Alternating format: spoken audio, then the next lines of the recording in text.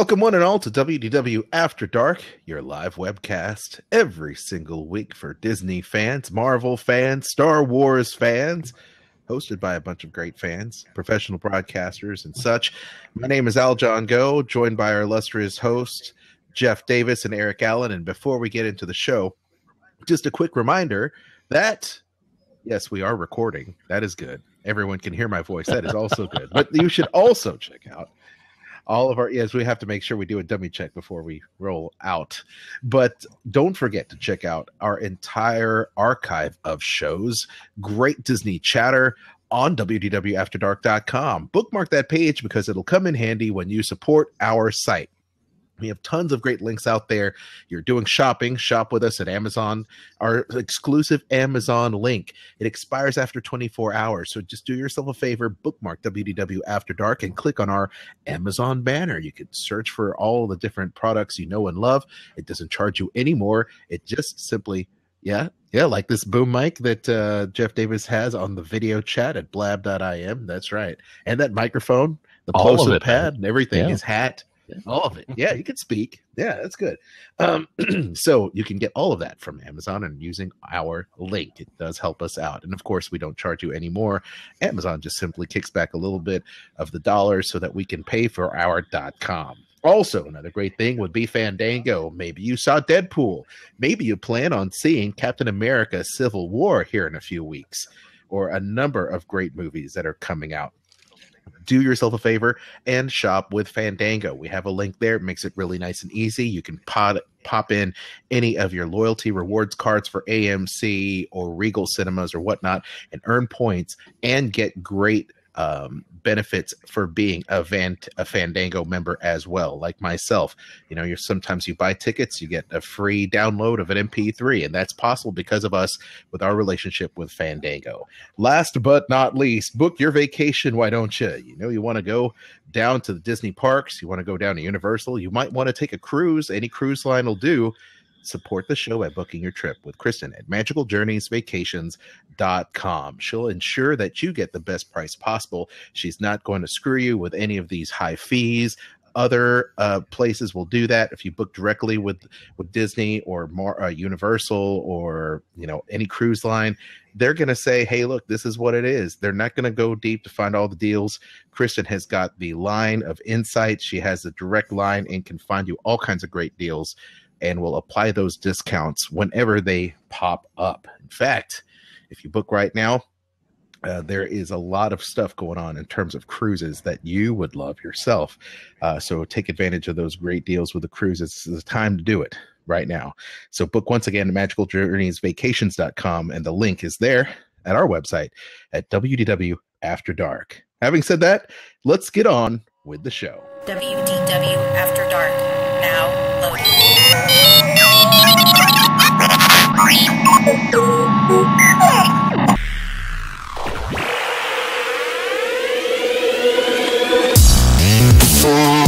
WDW After Dark. WDW After Dark. Live and uncensored. Starring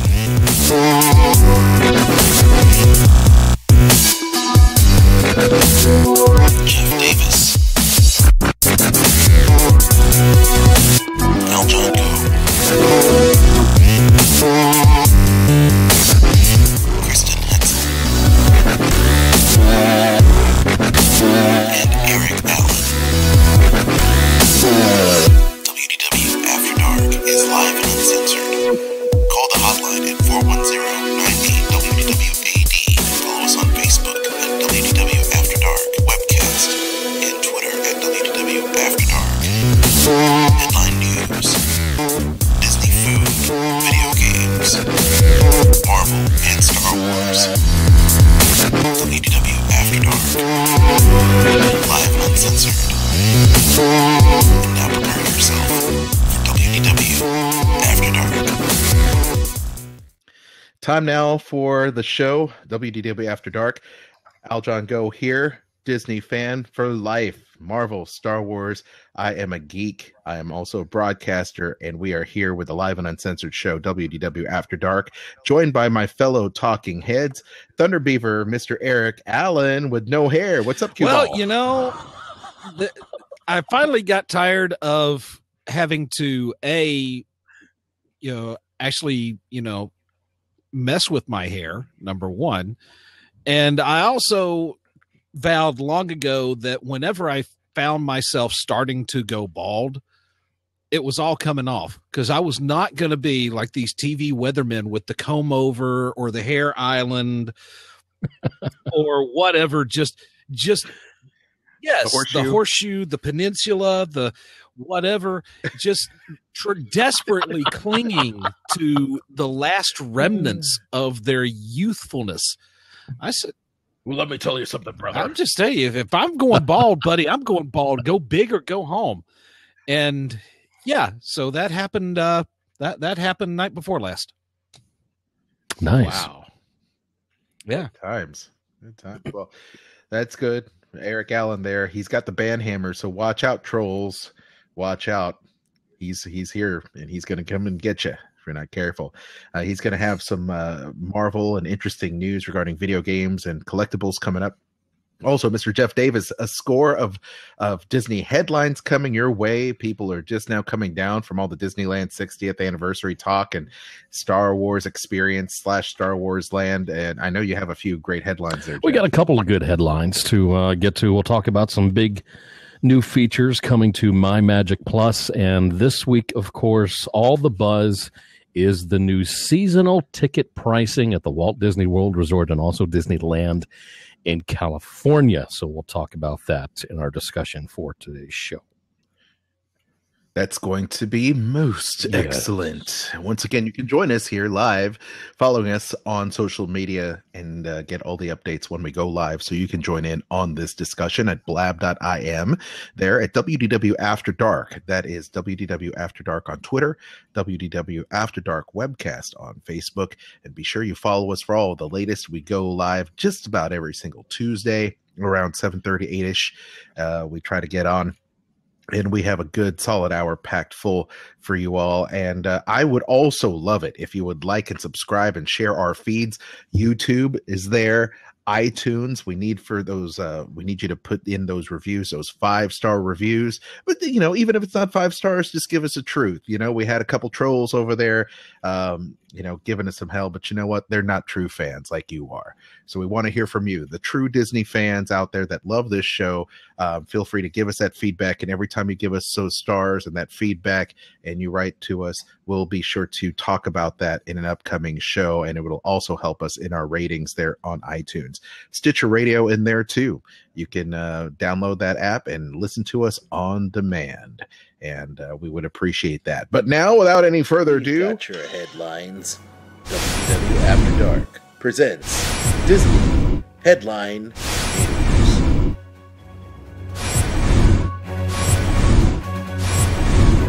Brand new features coming to My Magic Plus that I think a lot of people are probably looking forward to. First up, perhaps, is the solution to one of the biggest guest complaints with FastPass Plus, actually. If everything goes to plan, though, starting sometime around early April 2016, you'll be able to make those additional FastPass Plus reservations directly from My Disney Experience on your mobile device. Now, this new functionality will eliminate the need to go to kiosks to make additional FastPass Plus reservations after your initial 3 have been used. Also set to debut is the widespread rollout of Storymaker, which is the interactive component of My Magic Plus that we have heard so much about in the early days of the project. Now, Storymaker was one of the features that did not make it to the initial rollout of My Magic Plus due to the complexities with other areas of the system that were, deemed to be of really just higher performance, I guess. A concentration of efforts on FastPass Plus and Magic Band reliability, along with rising costs, kind of put Storymaker on the back burner in a way. But that until now, it's actually going to come.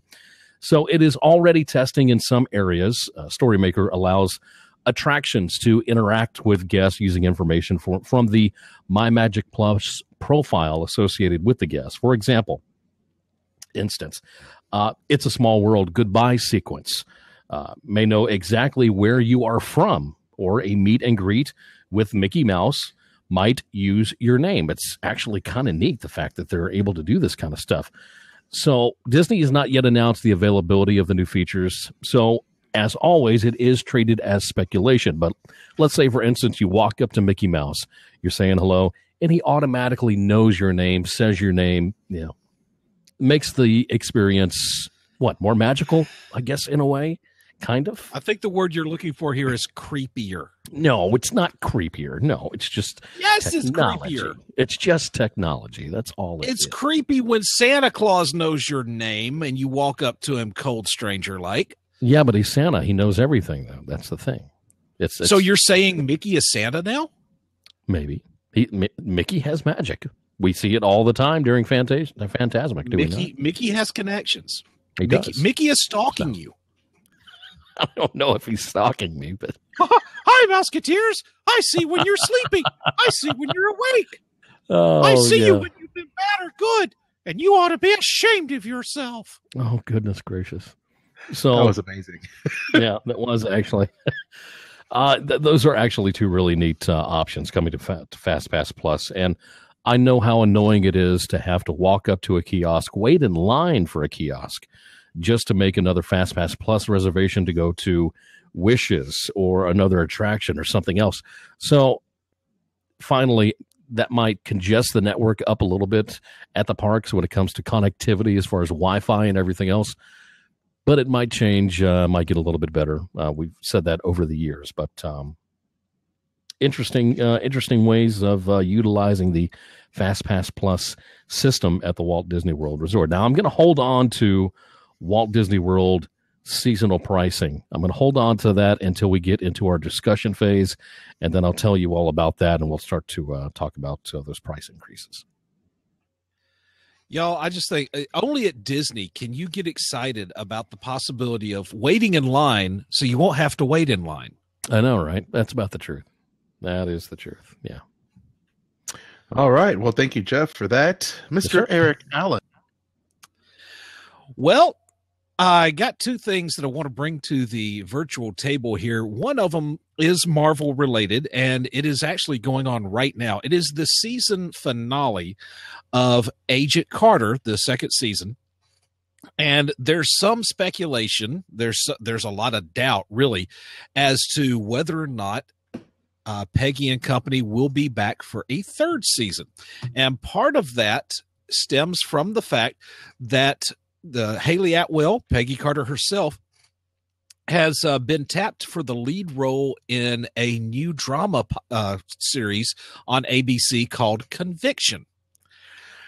Now, if she does get this show, if the show does get picked up by the network, well, then now she's going to have a full-time commitment that is only going to make scheduling Agent Carter a little bit more interesting, we'll say.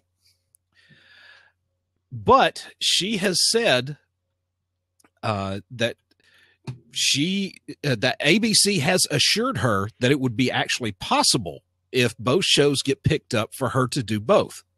So, according to her, saying yes to the pilot of Conviction, and that's really all it is at this point, is a pilot. Saying yes to the pilot of Conviction does not automatically say that's it for Peggy and Jarvis, etc. So, yeah, there is that question, and really, the whole second season has just been plagued by low ratings. The whole time, and part of it, I think, really is it's dropping the ball on ABC's part. You can put the blame on ABC, you can put the blame on Marvel, but there hasn't been the amount of publicity. There hasn't been the amount of advertising for the second season as there was in the first. So it's just not. It doesn't seem like Marvel or ABC has really gone to the effort of trying to put it out there, almost like they're setting it up to fail. Right. So that way they can come back and say, well, the ratings just didn't do too good, so we're not going to do it. Well, I don't know if Agent Carter was supposed to go past even the first season. True. I understand that. Yeah. I think it was meant to, and it tested the waters in terms of a secondary spin-off show from S.H.I.E.L.D. And I believe that, I think it has a very loyal fan base.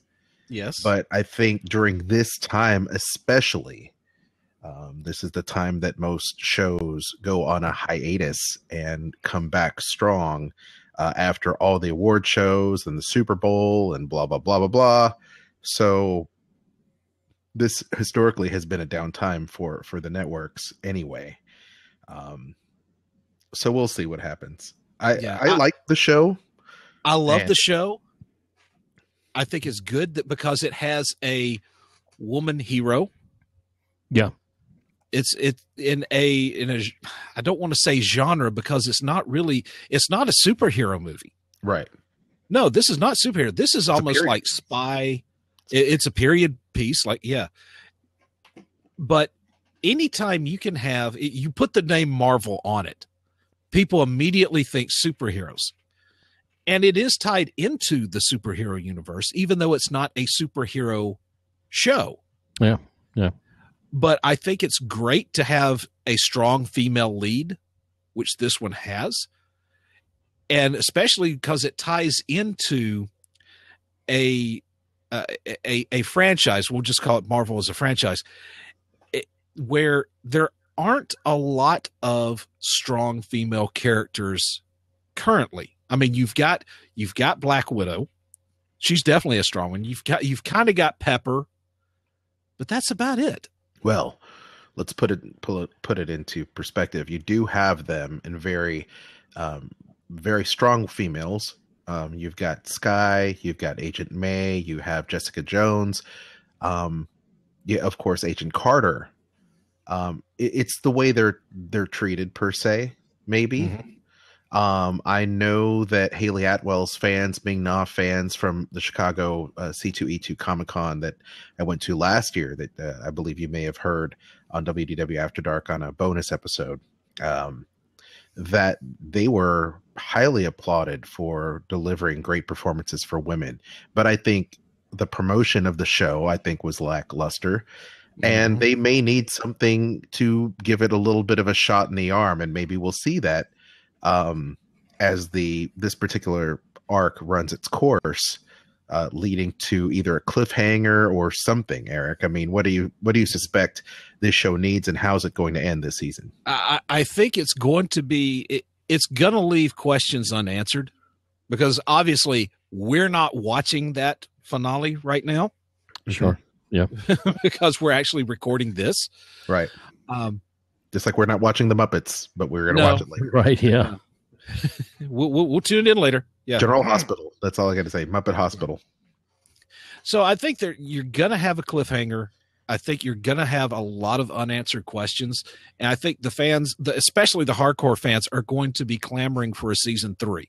Now, whether that happens or not, now you've got a new head of programming at ABC.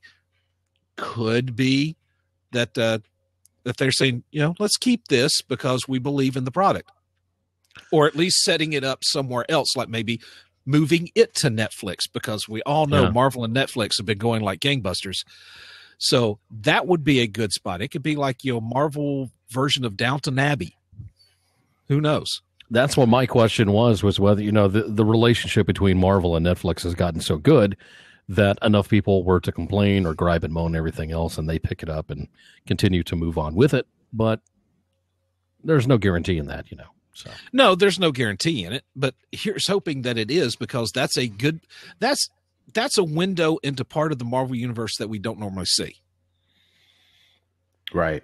Like earlier foundations thereof. That's the reason why I like the first Avengers so much. It's kind of like, oh yes, you see the modern day Manhattan, you see Iron Man, you see Hulk, you see Thor, and all that. Well, here's where it kind of all began. At least for the superhero part of it. Now you can make the argument that Thor happened long, long before that, but still. Yeah. But moving on to my video game news, Jeff, when are you finally going to get Disney Infinity? I'm just asking. I'm asking as a friend. Well, this is an here- intervention. Okay, intervention time. And I'm going to state my case on this, all right? Okay. I bought one. Yes. They decided to replace one with two. I bought two. They decided to replace two with three. And I Right. said to myself, I'm sick and tired of shelling out money when all they have to do is just simple updates and DLC content to Disney Infinity in order to continue to make it grow and make it better and everything. So I said, I'm not going to buy 3 just to have to pay for 4.0 when it comes out the following summer. I'm just not going to do it. Okay, I think this may be your opportunity then, Okay. because Disney did come out with an announcement. They are getting new. They're getting new toys this year, but they said it will continue. Disney said it will continue support Disney Infinity 3, suggesting that a 4.0 is not coming this year. So you actually get to play with 3 a little bit longer.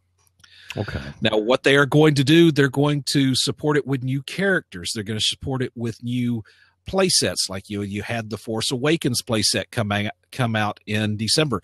You've got Marvel Battlegrounds coming out sometime this spring. Yeah. You have new characters like Black Panther, Ant-Man, and a new Captain America figure. Now, this is the one that's more heavily based on Chris Evans, basically the look that he has in Civil War. Looks great, by the way. Yes, it does look great. I have been leery so far about getting multiple versions of the same character. Yeah. But I'm pretty much going to have to get this one.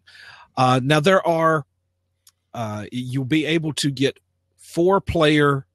It says Diablo style combat. Interesting. So basically, you've got 4-player Rumble. I like it.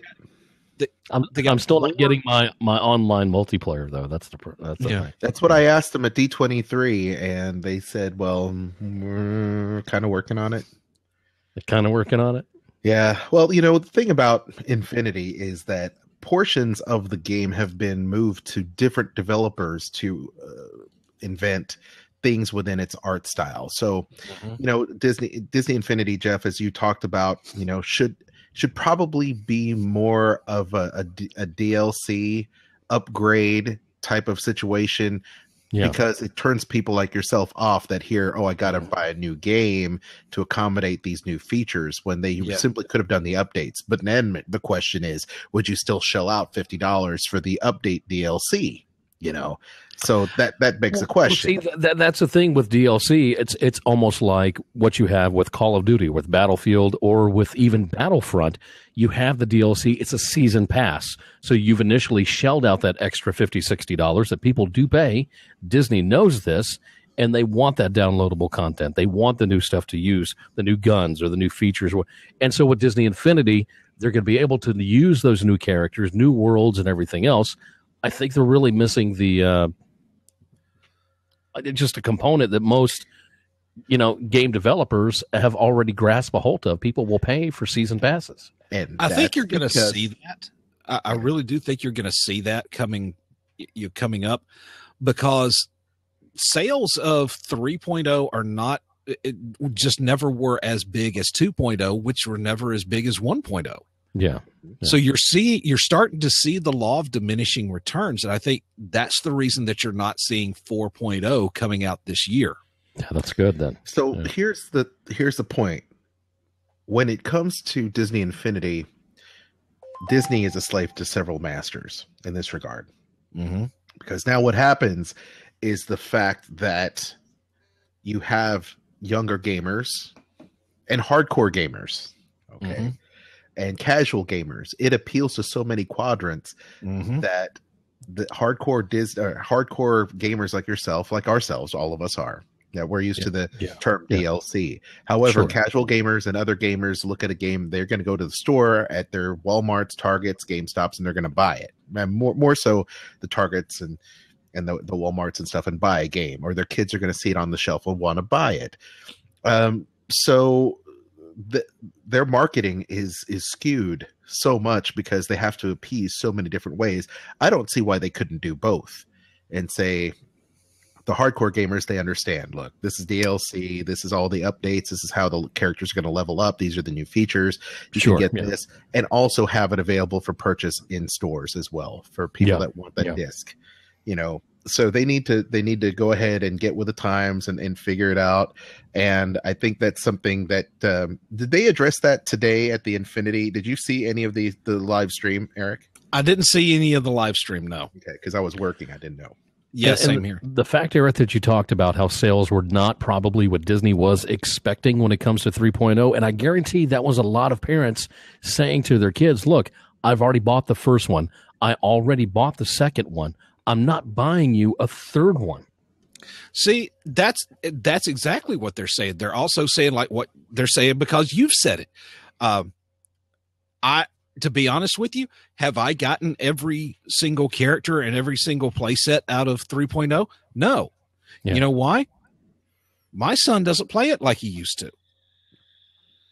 And my theory is I'm not going to spend money on it. I don't blame you. I'm not going to spend money on it if he's not going to play it. Now, I know I'll play it. Now, I float from obsession to obsession. So when I get bored with one game, I'll go back to another earlier one. Like right now, Fallout is my time suck. Fallout 4, yes. I have gone back to Skyrim. I've gone back to Fallout 3. I've gone back to Infinity. Yeah. So it's a case of it's a money suck. It is. Yeah. And yes, we knew that going in, that yes, you can spend a ton of money on this. So initially what I could do is if I decide that I want to go ahead and get 3.0, I can take one game that I don't play very often, trade that in, put it towards a 3.0 and be able to enjoy the content and get majority of the characters or the new worlds and everything else before Disney decides to pull a 4.0 on me until summer or whatever 2017. You know, take your old game to GameStop, get your $7.99 trade-in value for it, and never mind the fact that you paid $60 for it to begin with. It's only worth $7. Yeah, and that's something. This is your portion. Yeah, yeah. You'll get 1/4 portion. Get 1/4 portion for that droid. That's true. That's true. And you can probably find it even used, Jeff. Some places, you can find the disc used. So and for me, I'm a PS Vita player, and that really sucks because I'm still stuck on 2.0 and I can't use any of the new figures for shit. But the upside of this, Jeff, is that if you get 3.0, now, no, you can't use the play sets. You cannot play the play sets from 1 or 2. What you can do, if you get the little playset piece, you put it on the base, you can unlock all of the unlockables from that playset and bring them into your toy store. Not toy store, but toy box. Okay, here's the thing. And what I did not know this at the time. I didn't educate myself. When I bought my Xbox One, yes, I was under the impression that the bases only worked with the 360. So I used those as trade-in value towards my Xbox and everything when I got it and everything. So I guess what I can do is I've still got the worlds and everything else for 2.0 that I bought. Mm-hmm. All I need is the game disc again for the Xbox One. Yes. And I'll be able to, I'll be where Aljon is at and 3.0 and just kind of build from there because they're still available. There's still plenty of them around. Yeah. Some are at a reduced price right now from what I do understand in certain locations. So why not? I mean, that's not a bad idea. I might look into it, but getting pre-owned figures, pre-owned bases, pre-owned playset pieces. Yeah, that's not a bad way to do it. That's what I do.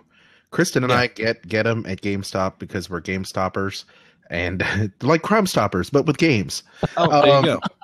But we'd go to GameStop whenever they That's have those good. deals. You know, we have the buy two get one free or the 50% off used games and accessories. We'll go Right. there and we'll just stock up. I mean, we'll get figures for like $5, and that's the way to do it. You know, we go It in is. there and we It just is. stock up, and then we're like, oh man, we have all these figures and it's great. So they'll sit around for a little while until we're able to play them. And then the beauty of it is, you know, we collect those figures too. I stopped collecting Vinylmations and all other kinds of crap, and I just simply buy the Disney Infinity figures, and I'm going to get a case for them. Like Steven Sanders, he and his wife, they don't even play Infinity. They just like to collect the figures. They're beautiful figures. They're They great. They are. They are really are. Yeah. I really Yeah. dig them. So, No, yeah, I go tell ahead. you, the obsession, the non-video game obsession that's ruling my life at the moment is Lego. Oh, Really, it has for like years and years, ever since like I was the Clones age, or maybe a little younger. Are you Dimension guy? Do you play Lego Dimensions? No, I don't. Okay, I've For heard the that same one's reason pretty that good, I don't. See, that's a money suck it is as well. Another one, It's, yeah. But cool. it's a Lego version of Disney Infinity, and I'm thinking I've already got one. Why do I need the other? But the You Back don't want to the Future drive and the Ghostbusters- DeLorean with Marty McFly and Yeah, Doc Brown. Those look cool, and the Ghostbusters look cool. Right? I mean, Yeah. They do look cool. They do. They yeah. do look cool. I'm afraid that if I get into it, it's kind of like I I'm not know gonna be my- able to stop. myself. I'm Just gonna exactly. keep on going. By the way, Exactly. that lava lamp you have in the background, Eric, is badass. Walmart. I should put Nice. one over there. Yeah. There you I go. like it. I like it. Glitter lamp, Glitter lamp. I like color it. changing. It's a mood lamp. I don't know There where you mine But- is. No, the one thing that I've noticed is my son and I would go to Brick Fair, and we go to the Lego store, and you look things online at all these enormous builds that people have made, and some of them are like it's minifigure scale city blocks. Yeah. I mean, there's one time we went to one, it was like, you know, an 8 or 16 square block section of downtown Atlanta.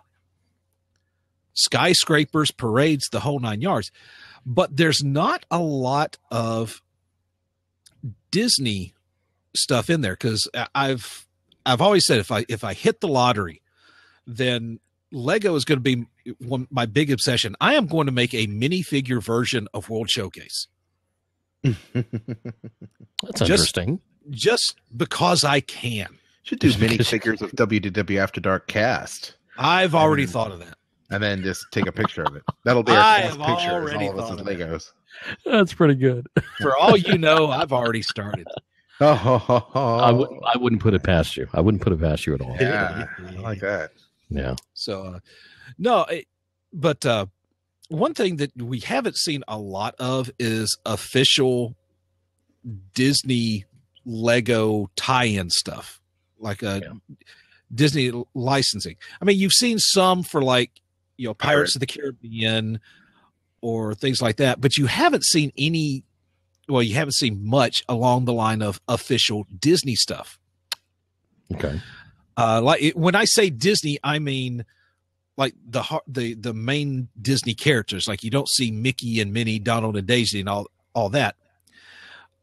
Aside from some specific licensing, again, like your Pirates. like your pirates, you like your Disney princesses, because they've started this out with the Lego Friends. Obviously, you know, catering to the girls market, and that's perfectly fine. Some Sure. of that stuff looks really good, but they're not the traditional Lego minifigures. Well, according to some fan sites, that's about to change. That a Disney collectible minifigures line is going to come out in May of this year with 18 minifigures that are basically they're Disney characters. And some sites have already been contacted by Lego, you know, official Lego PR people saying, please take down your pictures. So it does look to be official. But what we've got, just looking at some of these, you have Aladdin, Alice, Ariel, Buzz Lightyear, Yes, you have Buzz Lightyear Lego. I can't wait for this one. Mhm. Captain Hook, Cheshire Cat, Donald and Daisy, the Genie, Okay. uh, Okay. Maleficent, Yeah. Mickey, Minnie, Mr. Incredible and Syndrome, Peter Pan, the Pizza Planet Alien, Stitch. You have Stitch as a Lego figure. So it looks like this is pretty legit. And some of Lego's reactions to it just kind of make me think that, yes, this is definitely legit. Now, there's not been an official confirmation. There it is right here, by the way. Oh, really? Oh, wow. That's nice. I like that. Yes. Yes. That's awesome. And that comes from a legit source, folks. That comes. I'm going to want that, I think. Yeah. Yeah. Man, they look really cool. That Buzz Lightyear is amazing looking. The Buzz Lightyear looks fantastic. Maleficent has her what is it? Her staff. So does Ursula with her trident. Captain Hook has the sword and the big fluffy hat. And the Buzz Lightyear actually has a little dome over the helmet, which it looks so great. Awesome. And Mr. Incredible has a comic book. I can't tell if it's a comic book or an album cover, because they did have they did create an album for the Incredibles that you see up in Bob's little office nostalgia wall. It's like Mr. Incredible sings. Mm-hmm. I'm not making this up. I actually had it. Yeah, It's no, really I see it. happening, Yeah. But it looks really incredible. I to put, pun not really intended, but definitely appreciated. So that is something that we'll see if it actually does follow through. That the sources are saying May, as in March, April, May. So if that's the case, all I'm saying is, hey, there goes my tax refund. Well, there's the Lego Mickey and Minnie with the train. Mm-hmm. That's a Duplo, though. That's a Duplo? That is the Duplo. This is not the actual minifigure. Okay, well, that's cool, though, because at least they're working on that stuff. I mean... Yeah. Yeah. So Duplo is like it's Lego for babies. Yeah, it's like Lego figures.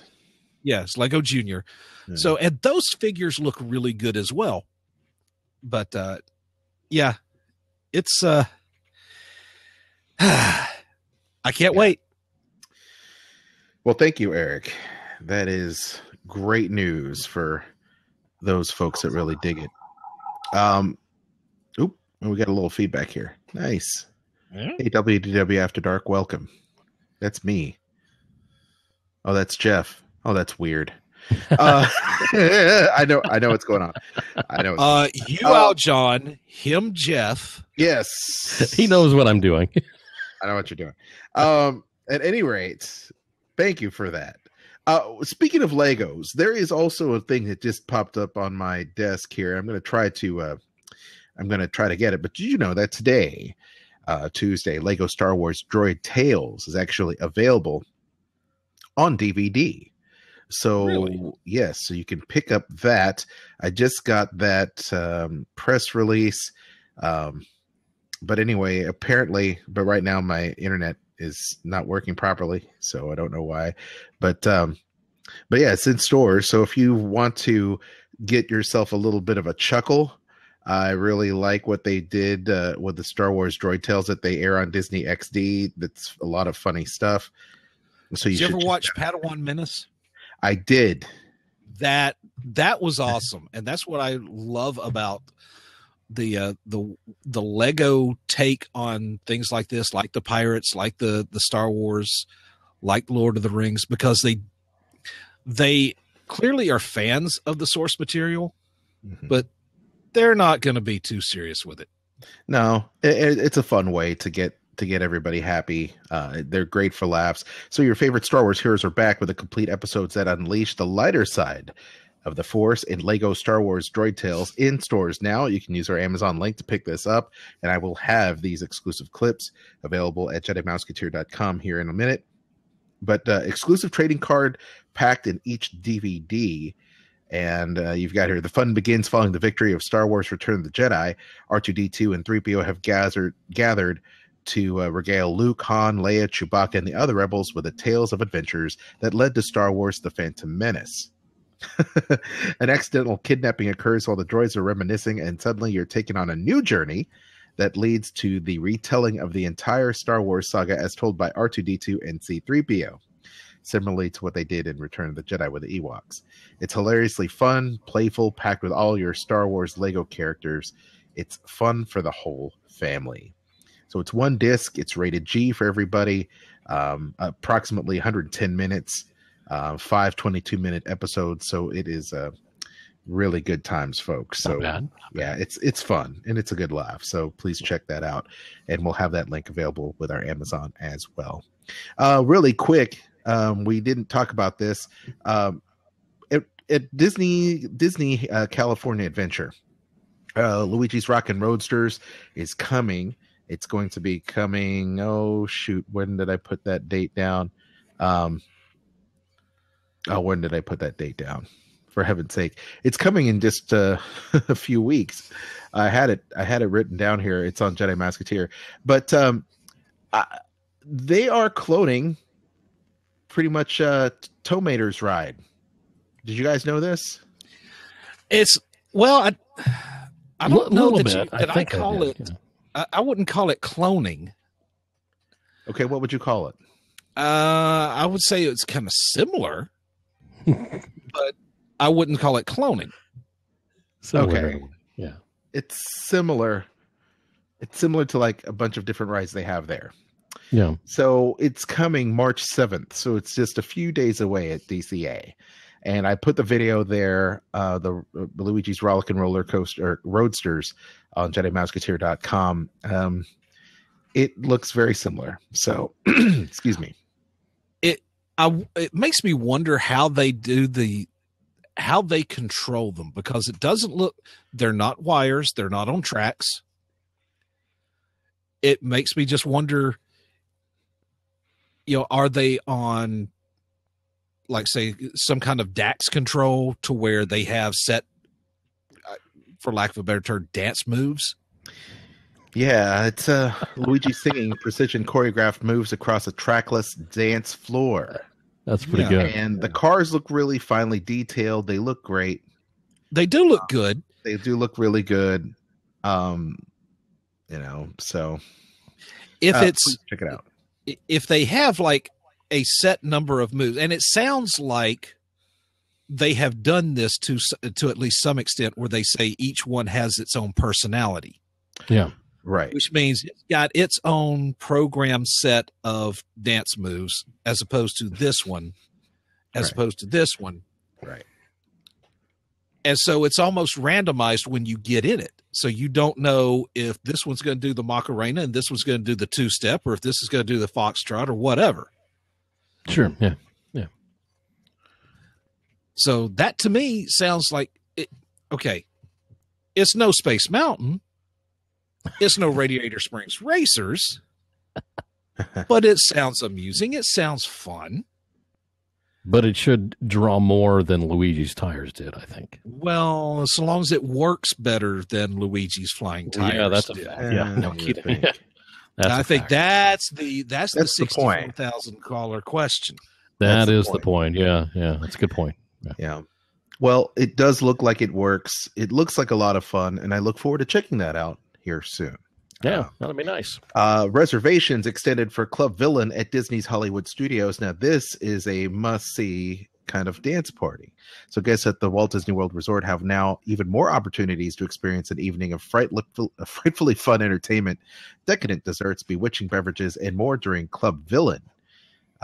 Tickets are $129 a person with tax and gratuity included. This is not cheap, folks. Oh, wow. Yeah, it can be made at disneyworld.com or dining by calling their hotline at 407-939-3463.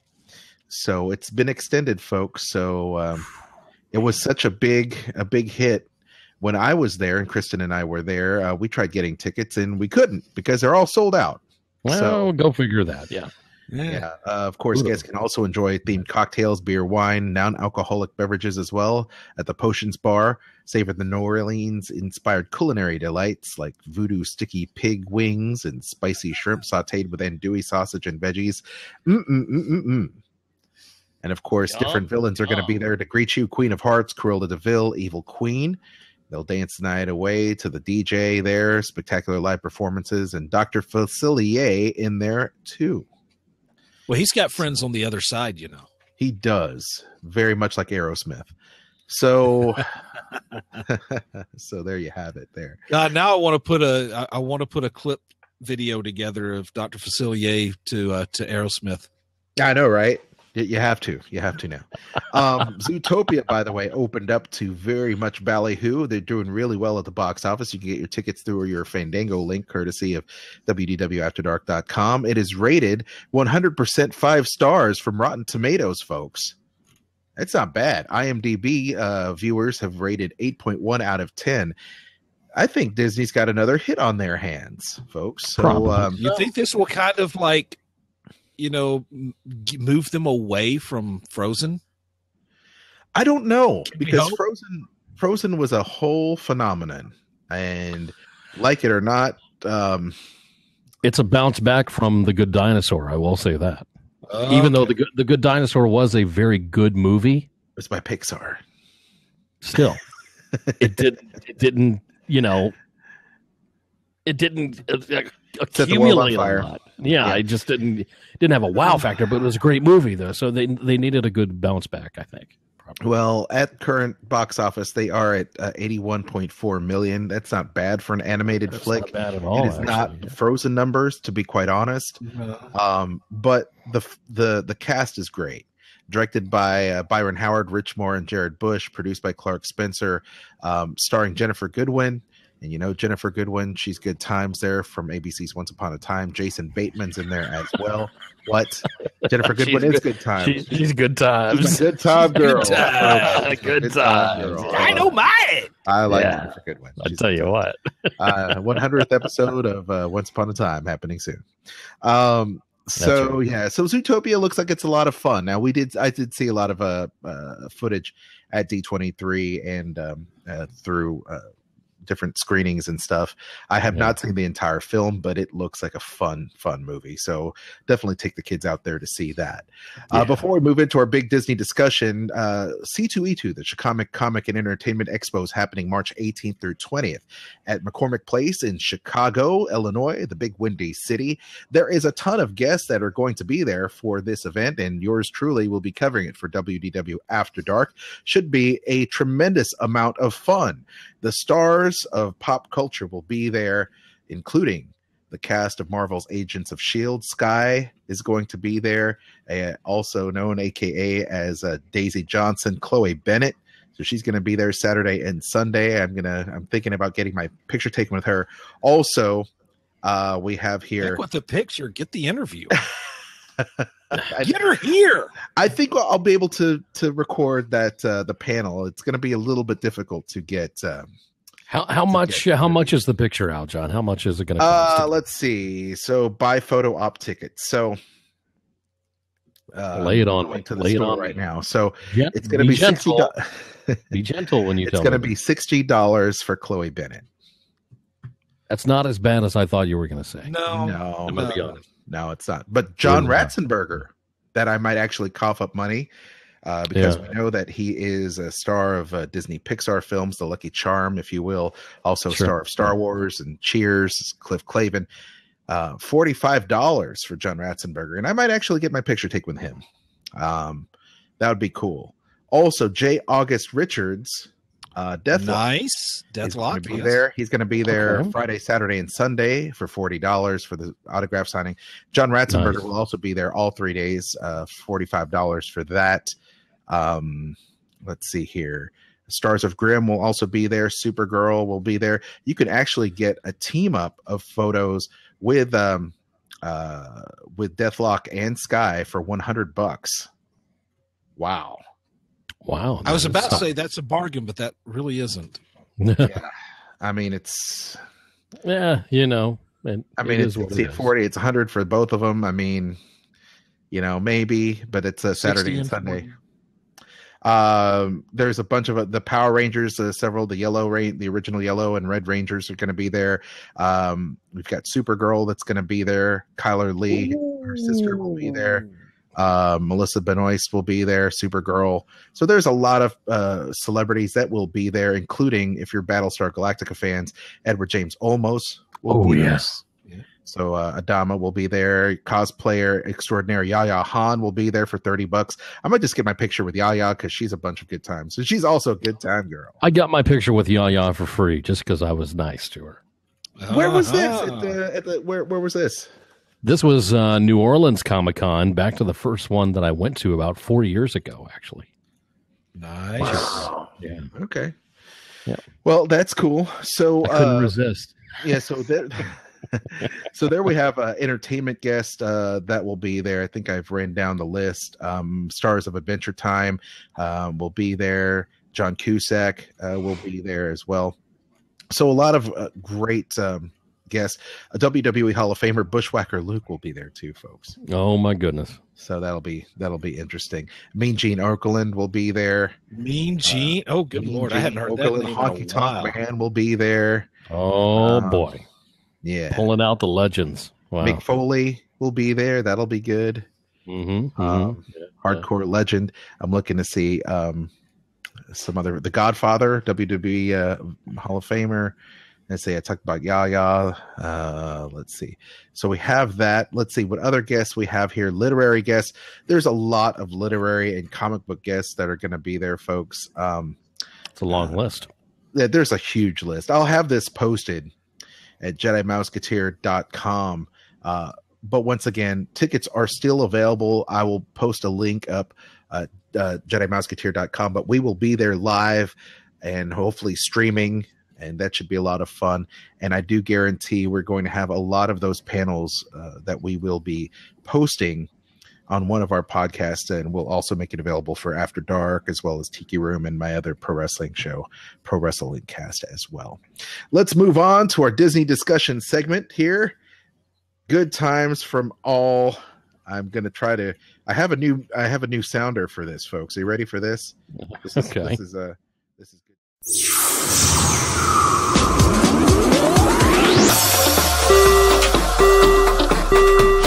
Ladies and gentlemen, we are currently holding for further traffic clearance. Check out Kristen's new website, MagicalJourneysVacations.com, for all your vacation needs. Disney, Universal, cruise lines, and more. Thank you for traveling with us. MagicalJourneysVacations.com. Have her book your magical vacation today. WDW After Dark presents Disney Discussion, a roundtable panel.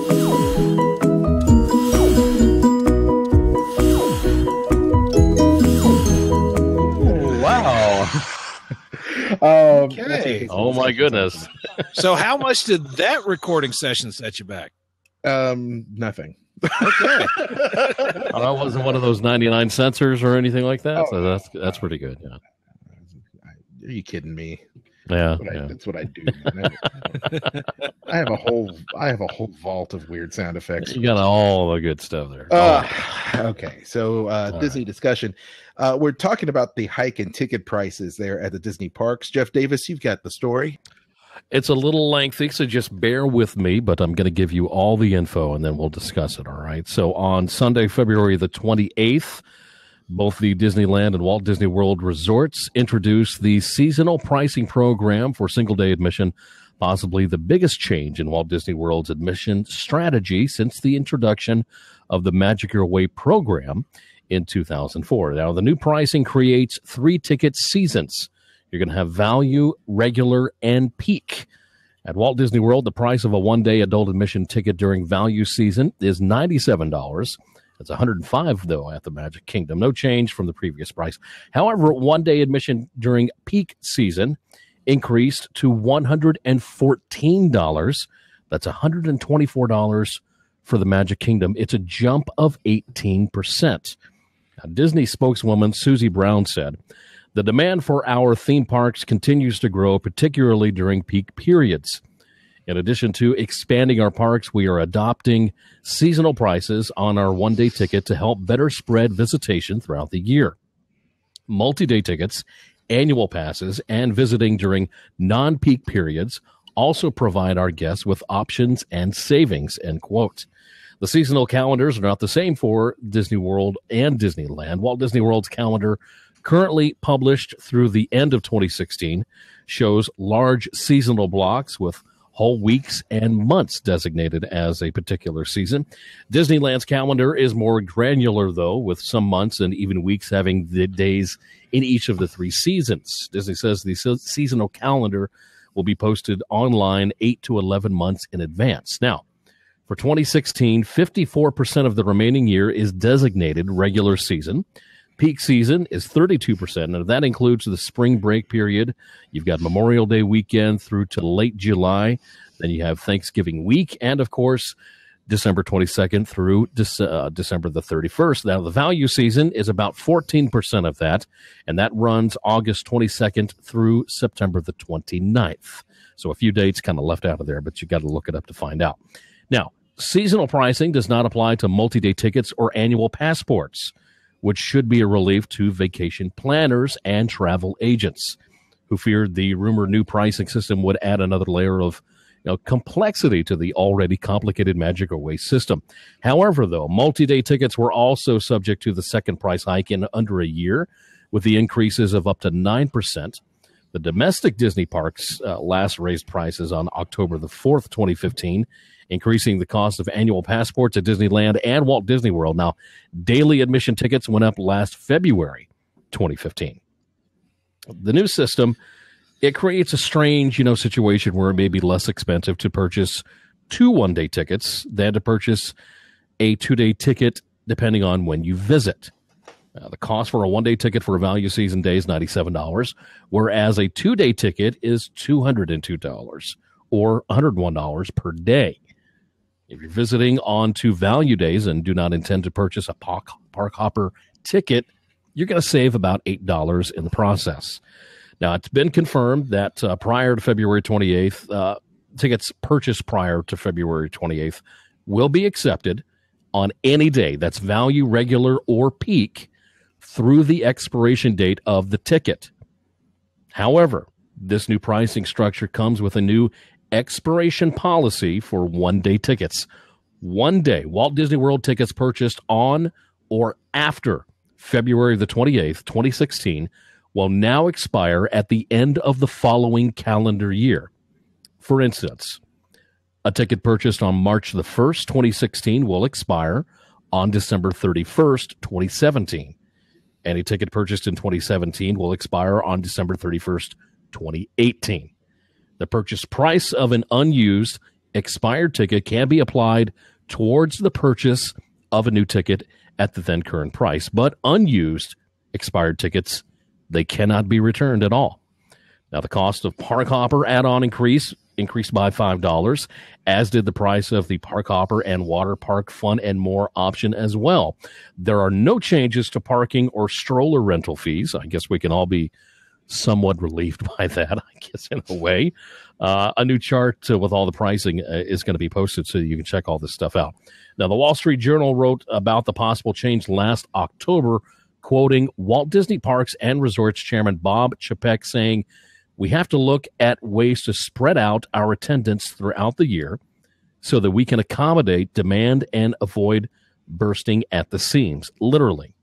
Now, Universal Studios Hollywood also implemented a new pricing structure earlier this year, charging a premium on peak days and for all same-day ticket purchases. Their new system has 5 pricing tiers. Universal Studios visitors can receive discounts of up to about $20 when they visit on low-demand days. But if they only purchase a date-specific ticket online and in advance, that's the key on that. If you plan on going to Universal, why, I don't know. Harry Potter, I guess. I don't know. Pretty much. Yeah. Disney's seasonal pricing plan does not require visitors to select a specific date when purchasing tickets online, and the ticket price is the same online as at the ticket booths. A value season ticket is good on any value season day. and tickets can be upgraded to regular or peak season after purchase if the visitor decides to use it a different day. Now, some media are referring to this pricing schedule as dynamic pricing, but that's somewhat of a I don't want to know if I want to go that far on it, but kind of like everything else at Disney, to be quite yeah, honest. pretty much. I mean, you can raise and lower prices of plushes and T-shirts as the season, happens. So, depending on your definition of dynamic, yes, it would be appropriate if you say that it's basically constantly changing. Yes. Then yes, it is dynamic. But is it like JJ Walker Dynamite dynamic? Oh, hell no. Hell no. If you get that reference, I'm so sorry for you. Disney prices will be determined and published months in advance and not subject to demand-based increases is basically what it comes to. As of, publication time, Disney released the second calendar year through the end of 2016 when they did this. So you won't get to the main entrance on a given value season day and find that the company changed that day to a peak season price and kind of screw you over in the process. So that right there is pretty much the rundown of everything that's happening when it comes to this, tiered leveling of Disney tickets now, to where now planning your Walt Disney World vacation comes into play even more, even though for those who don't like the planning process, Eric is already shaking his head. No, I don't. I don't. The thing is that you've got to pick certain days if you want to save money. But if you can only go during the summertime, like a lot of people do, then you're going to have to shell out that extra $1 or 10 or 20 or 30, whatever it may come down to. That's the thing. So love it or hate it, that's what we got to deal with, guys. Well, we say this every single year because every single year Disney raises their ticket pricing. Yeah, they do. Yeah. And we keep coming back to, well, what is the point at which Disney prices themselves out of reach? Out of reach by who? And that's the question. Yes, because it depends on the income level you're talking about here. Yeah, exactly. Now, I was at the Disney by the Numbers 10th anniversary, and I was there with Kristen and Tony Casanova from Parks Podcast and John Donahue, and we were talking about that with our friends. And one of them really did say, hey, Disney just keep on raising their ticket prices because I hate having this many people at the park. And I said, they keep on raising Disney keeps on raising their prices. I won't be able to afford to go to the park. And that's what I was thinking to myself. I didn't say that, but that's where we're at. I mean, I understand that they're incremental increases, but they've far exceeded doing one singular price increase to the point where they're doing two increases per year, and not doing just a 6% ticket increase. We're looking 15% ticket price? 18%. Holy crap! I'm just quickly doing the math. I'm like, wow, 18%. That is insane, folks. I know. And dynamic means ever changing. They'll change it to whatever they want, and I understand that people will have those peak times. Kids are out of school. They're going to charge a premium to get into the park at that point. But this is where a fifth gate really probably would have helped out instead of building Star Wars Land as part of Hollywood Studios. Okay, that's the thing right there that you're talking about, Al John. That's what you're talking about. You've got to pay for Star Wars experience somehow. You've got to pay for Toy Story Land somehow. Avatar still has to be paid for somehow. This is the result. This is what you're going to end up dealing with in the process. Mm-hmm. And it's going to put a lot of families on the fence when they've already told their kids, we're going to Walt Disney World in July during summer vacation. Mm-hmm. But they have yet to buy anything. They've yet to make any reservations whatsoever. Right. Okay. Pop quiz for the both of you. Okay. All right. Now, we all know that when the Magic Kingdom opened at Walt Disney World, they were still using like A, B, C, D, E tickets. So, sure. Yeah. So the price to get in the gate was significantly lower. So this is actually a two-pronged question. First of all, do you know how much it cost to get in the gate on opening day in 1971? Oh crap! What was it? $15? No, $3.75. Oh God, come on! To get now, that was to get into the gate. Now that does not mean you get like the tickets to ride. You still had to get the books and everything that you had to buy. Yeah. But now when 1982 rolled around and Epcot opened, well, they had done away with that. So Right. now you had the 1-day park ticket that replaced just the get inside the park. Now that one was $15 for an adult. Oh Lord! $15. We look at that now and we go, oh, well, that's just, I mean, that's nothing. I mean, for a lot of people back then, though, that was, gosh, $15, just to get in a park and everything. That's, Well, just think about I mean, how it much was movie ticket or it was gas expensive per back then. yeah. gas per gallon was a lot cheaper than it is now. It was under $1 back then. It was like, 80 cents. And we're almost at that now. But I mean, it's, oh gosh. So just think. It's a hard pill to swallow. It is Yeah. a hard pill to swallow. In what this would be 34 years. Yeah. 34 years. We've gone up almost $100 to get in the park for a single day. And that's not even counting being able to go into a different park. And I'm going to quote Aljon here from previous After Dark shows and over the years when it comes to ticket price increase, okay? He has said it. I've said it. Eric, you have said it. Even though Disney is going to raise the prices, people are still going to pay it. Yes. Yes, they are. We are the guests, the fans. We're going to gripe. We're going to moan. There's going to be weeping and gnashing of teeth. Yeah. But we'll still come, and Disney knows it. Yeah, they do. Yeah. Until Disney reaches that point where the fans, the guests are just going to say, "Screw you guys, I'm staying home," then you're not going to see anything other than an annual cost increase. It might behoove people to. Yes, I said behoove. Behoove. It might behoove people You're going to be who? to research how much it will cost to purchase an annual pass as an alternative, because you Yes. still will save some money, and Yeah. Florida residents will also get a little bit of a break as it breaks down. I think Kristen and I had discussed it might be about $60 a day or $60 a day or whatnot.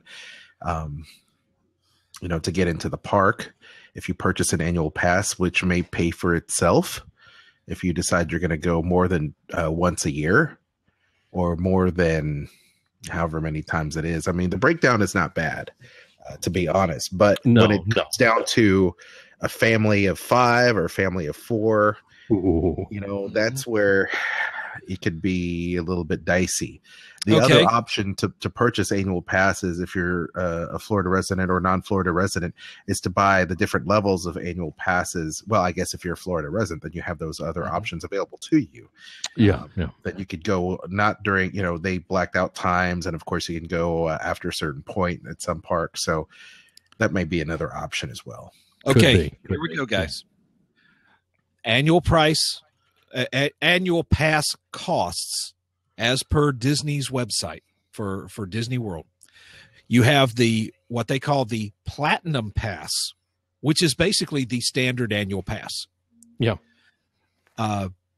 Enjoy 1 year of admission to all 4 Disney World theme parks, include during normal operating hours, and the ability to go from park to park on the same day. Basically, park hopper, no blackout dates, plus parking, plus Disney Photo Pass. Yep. Okay. $749. Okay, that's a big number. That's a big number. That is a big number, But what's the price to get in on a one-day ticket right now? What did you say that was? That was $114 during peak season. Okay. $124 for the Magic Kingdom. Okay. So really, if you plan on going into a Disney park more than 7 times over the course of a year, which you're probably going to do. Yeah. If you go down there for a 3-day vacation and a 4-day vacation, there's your 7 days right there. If you do it over the course of a calendar year, yeah, that $749 is starting to look pretty good. It is. At that point, if, like, say you go down for 2 4-day vacations, boom, that's almost like getting a day free. And even better, if you're a Florida resident, right. You're getting a discounted price and you're paying it off month by month. That's right. You have that option. You got that option. Now, if you go for the Platinum Plus Pass, which includes all of the regular pass, plus water parks, plus ESPN Wild World of Sports, plus Disney's Oak Trail Golf Course. Yeah. That's $829. $100 more. Yeah. Not even $100. This is only $80. Yeah. $80 more. You're going to use this if you go more than once. Mm-hmm. Right. So yes, Aljon, that's a very valid point, that if you're looking at it and you're freaking out over these rapidly inflating single day park tickets, especially if you're talking about peak season, regular season, value season. Do we even count value season as a regular season because it's only like 14% of the year? There is no such thing as value season anymore, folks. It's become a word like cousin. It's a relative term.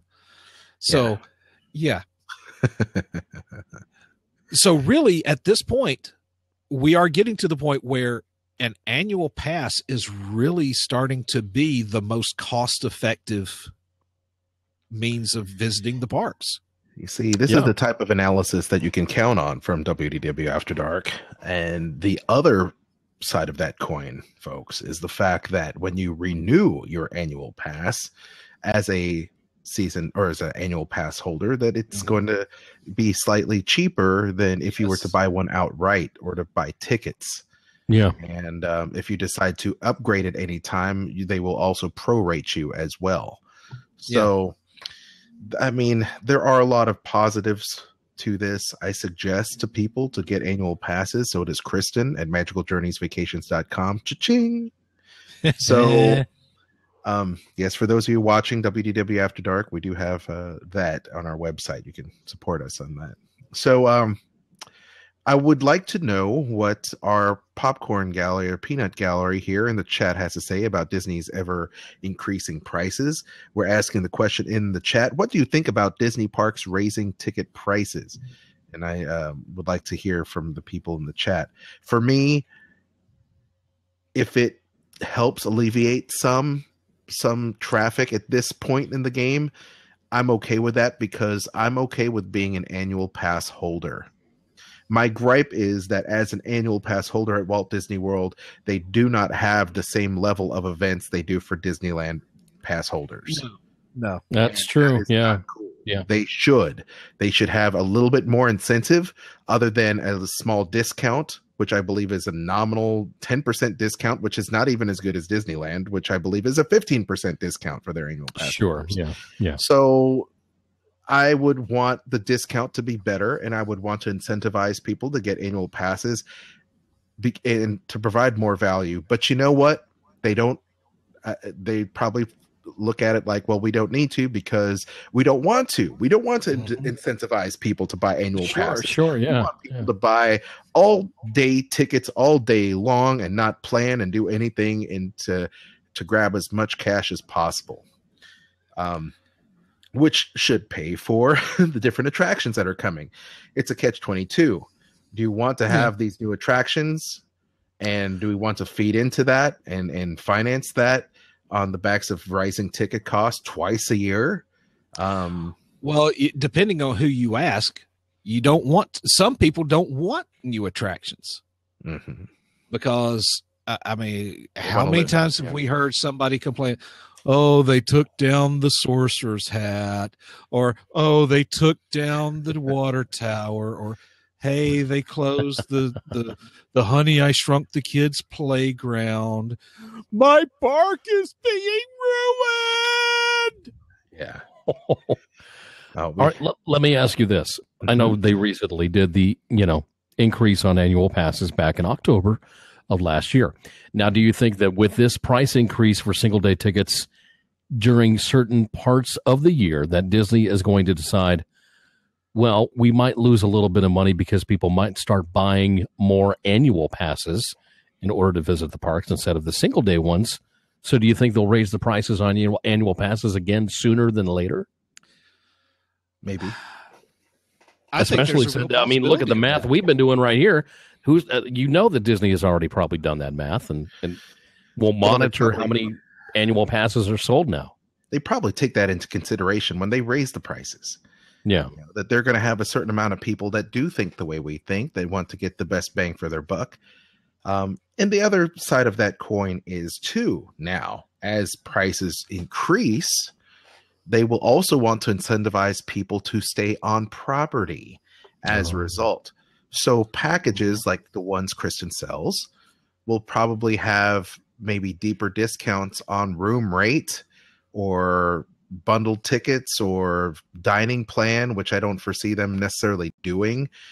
Maybe increasing decreasing the value of what you get with said programs, but still trying to fill rooms. At this point, they're filling their rooms quite well, to be honest. Yeah. We have a feedback here from Stitch 258 in our chat on Twitter.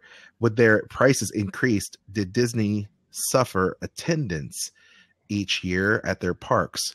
Since they've been increasing their prices and the attendance continues to rise, I see it as not a problem. So, yeah, I mean, it's not a problem for Disney. No, it's not a problem for Disney. I understand the logic. That's that easy. Yes, you're trying to incentivize people to come at non-peak times of the year. Yeah. Case in point, New Year's Eve. You cannot pay me to enter a Disney park on New Year's Eve anymore. Oh, no. No. New Year's Eve, New Year's Day. Not going to happen. I might come in on Christmas Day. I might not. But New Year's Eve, New Year's Days, that is. And why? It's because you can't stir the people with a stick. Yeah. Kristen oftentimes goes to the park during 4th of July. God bless her. I don't go with her. It's one of the very few times I don't go. She goes with her friend Natalie from Meet the Magic. Yeah. The Magic.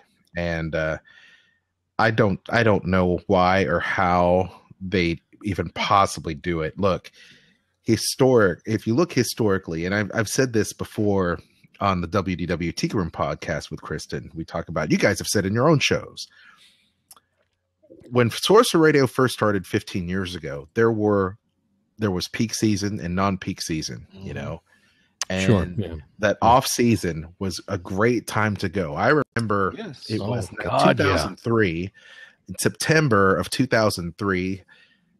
It was after 9/11. People were still starting to trickle back to the parks. Mm-hmm. We walked on everything. We had a blast. We stayed at Coronado Springs. It was just great. Mm-hmm. The prices were outstanding. The service was by far just magnificent. And we just kept on going back. And they started doing the Disney dining plan in subsequent years to try to fill the gaps and fill hotel rooms post 9/11. We're far removed from 9/11, folks. Oh, yeah. Mm-hmm. This is 2016. Disney has outdid themselves with promotions. We remember year after year upon year after the New Year's happened that Disney would launch a new promotion. That's right. Dreams, the Oh, yeah. Year of a Million Dreams 2, the Year of a Million Dreams 3, whatever the hell program they had.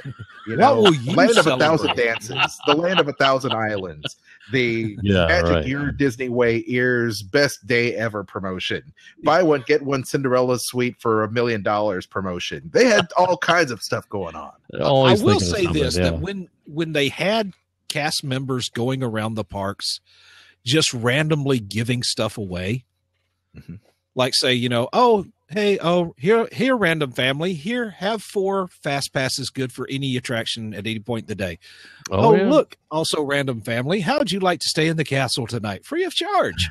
I love that. That I think that was probably the best of all. I loved it. I was a random family. I got free mouse ears at least twice during those 2 years of it was the years of Years. A Million Dreams. Yeah, there you go. And I had, we had a couple great magical moments, and that was great, Eric. We got a golden ticket fast pass one day, and we got free magic ears that next day, and it was pretty cool. I really appreciated that. It's very Yeah. rare that Disney gives anything out for free. Oh my goodness Well, we gracious. didn't. The only time that we got something like that was when we were sitting on a ride that broke down. So Yeah. then they'd lead us out backstage and back out into the parks and go, oh well, we're sorry for the inconvenience. Here, have these fast passes for anything else. Mhm. So At the end of the day, gentlemen, and I'll put this to our chat room too, are you going to visit the Disney parks in 2016? In 9 Jeff days, Davis. actually. Yes, in Yes, 9 days. I know you will, and we just missed you, damn it. Damn it. It's 1 day, but I'm going in 9 days. Yeah. Oh, that's okay. That's okay. You're going to go to Busch Gardens too while you're there? Probably not. No. Okay. No, just checking. Mr. Eric Allen. no, No. Okay. no, I doubt it. I will. Well, I shouldn't say no because I tried to never say never, but I currently have no plans to visit the Walt Disney World property in 2016. We'll just put it that way. Okay. I mean, I'm just asking. Yeah, And I for know. those who in the chat, you may want to ask yourselves that question as well. Are you going to visit the parks? Is this price increase a deterrent for you? When is too much too much? Where do you draw the line? If you're listening to this show right now on Blab, please feel free to chime in the chat. You can also enter us at social media at WDW After Dark. Our website is wdwafterdark.com, Twitter, WDW After Dark, and of course, Facebook, WDW After Dark webcast. Nicole says, oh, she's on her way home from the parks right now. You lucky I would devil. just like to Yes, it is. say, Nicole, you stink. I'll be honest. I was there. This is a very rare thing. We drove down at the last minute. You'll hear some of the interview at WDW Teak Room and at the Dining at Disney podcast with Kristen, but she was there for the media event for the Flower and Garden Festival preview, which was great. So she had a great time there. Thanks to Walt Disney World for inviting her, and I visited Epcot, and that was it. And then the rest of the time we just hung out at the Animal Kingdom Lodge, which was great, by the way. Oh, yeah. So yeah, that doesn't happen. But she goes on and says here in the chat, I haven't been to the park since 2011, but I plan on visiting the park in the fall. I haven't seen New Fantasyland yet. Well, Stitch, you need to contact Kristen at magicaljourneysvacations.com. and she will hook you up. Gentlemen, I think this is a great time for us to button up this conversation. Any final thoughts regarding today's show and topics? Jeff? Nothing from me. I'm good. Mr. No, Eric? nothing from me as well. I think we've pretty much beat this horse to death. Well, Yeah. we do Again. appreciate everybody watching the show. I think we have a great little topic and expect more topics of discussion. If you have a suggestion for us, please do it feel again free to let next us year. know. And we'll I'm sure We will do Hey, it look, again we next have- year, literally. I mean, we'll probably talk about this in October. I'm yeah, thinking. probably so. So yes, so please feel free. If you have a show topic, please let us know. I think we should have more of these great Disney discussions in the future. So Jeff, where can people find you on the internet? Find me on Twitter at DW_60, also at Jeff Davis _75. Find me in the Sorcerer Radio Disney Fun Zone over on Facebook. And listen to DW60 every single Thursday morning, 8 a.m. Eastern Time on Sorcerer Radio over at srsounds.com. That's great family entertainment, Mr. Davis. Mr. Eric Allen. Well, you can find me in two places on Twitter. You can find me for the Sorcom Review at Sorcom Review for various Disney-related shenanigans. For more general stuff, you can check me on Twitter at Uncle Servo. Also, check out the Sorcom Review's Facebook page at facebook.com/Sorcom Review. And you can hear me on Tuesday mornings at 8 a.m., like this morning when we did a concert preview of the Garden Rocks concert series. Very nice. By the way, that was me doing it, not Jeff, for the benefit of the person in the Sorcerer Radio Disney Fun Zone who said, "Great show this morning, Jeff." We're just kind of like, what? It wasn't me. It wasn't I. So somebody put a picture of Steve Harvey underneath him. So I just thought, there we go. Yeah. Steve Harvey, I love it. Oh, gee It's finally happened. It has finally Oh, You can my also hear goodness me gracious. on Saturday evenings at 8 p.m. Eastern on Sorcerer Radio as part of Mighty Marvel Geeks, your show for all things Marvel. Marvel Geeks. Mighty Great Marvel Geeks. Geeks. Say it all. That's right. Surround sound. That is a brilliant podcast. So please subscribe to that podcast as well. Kristen is not here tonight, but she also wanted to let everyone know that she will also have great interviews regarding the Epcot International Flower and Garden Festival with exclusive interviews from Imagineers and the staff and chefs at that event that's going to be taking place real soon. So be on the lookout for her at diningatdisney.com. Her social media and Instagram is all right there. For us, for Kristen and myself, we also host the family-friendly celebrity-filled show, WDW Tiki Room on Sorcerer Radio every Friday, 8 a.m. Eastern and 7 p.m.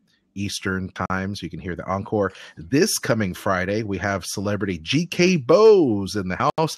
She is the celebrity voice of Barbie.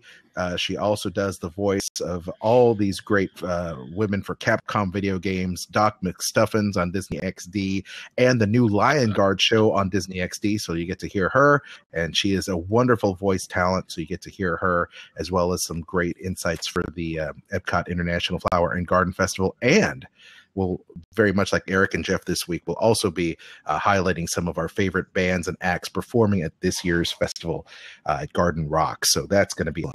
So be sure to follow us at WDW After Dark, at WDW Tiki Room, at Jedi Mouseketeer, and at Dining at Disney. Everyone, thank you so much for checking out our show. WDWAfterDark.com is the place you can check out all of our shows, webcasts on iTunes and YouTube and Stitcher Radio, and so much more. All of our great sponsors are there as well. Amazon, Fandango, and Magical Journeys Vacations.com. In fact, thank you for joining us on the show. We're going to go dark, but remember that it's always better after dark. We'll see you next week. I can't talk. And have a good night, everybody. Adios. See ya. Bye.